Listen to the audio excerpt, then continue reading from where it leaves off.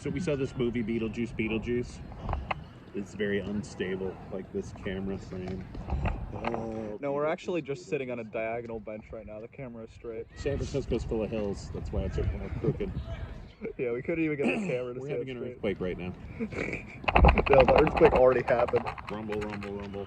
Oh, that's the aftershock. Earthquake. Beetlejuice. Oh my God, we're in the middle of a big model of a town. But you only said it twice. Yeah, that's because that's the name of the movie. What do you think of the movie? Get on with it. Oh, yeah, like I'm the only one reviewing it. Okay, I see you. Like you're not Mr. Media Scholar over here. Bachelor's degree. Okay, I thought it was a good movie.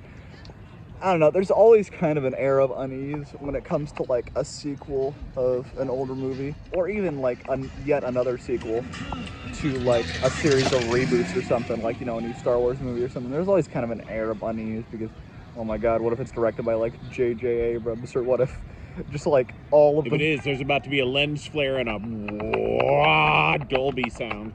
Yeah, what if... Hack. Yeah, what if all the actors are like random unknowns or people who are just put into horrible roles or something? But no, I do think it was faithful to the original. At the end of the day, like, the thing about Beetlejuice is it's a weird, silly, campy movie, which is really, if we're being honest, what Tim Burton kind of excels at.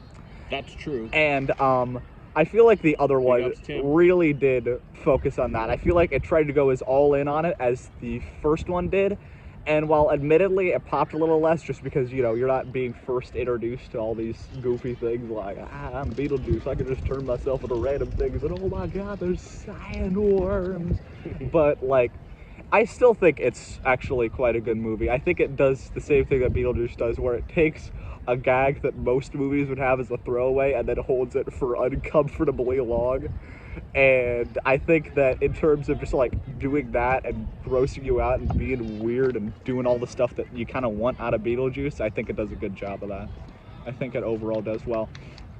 I like the like green mold they added to the side of his head to like amp up his makeup. I like that. But then working with, you know, very much working with the fact that Michael Keaton is really old now.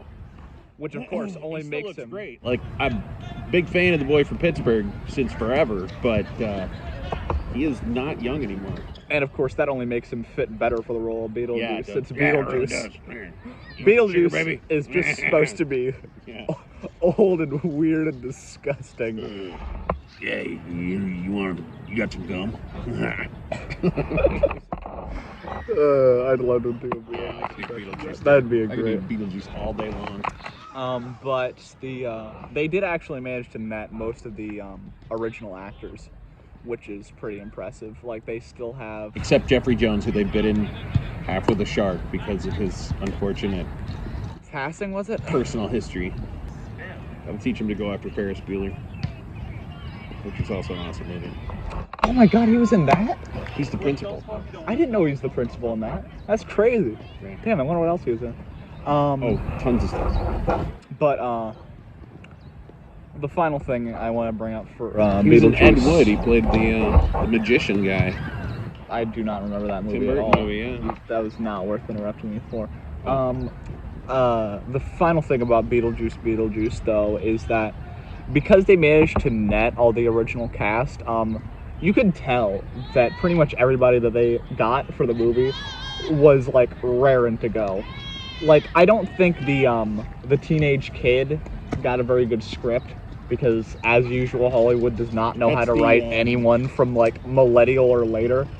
But yeah, I recognize the actor, but I don't know what her name is. But she's on Wednesday. Yeah. Aside from that, it's quite a big deal these days. Oh, and also the husband of Lydia was like really terrible and annoying. I don't know who that actor was, but he was fantastic because he was so cringe. He was really good at being what he was supposed to be, but awful. oh my God, the character just makes you want to loathe him.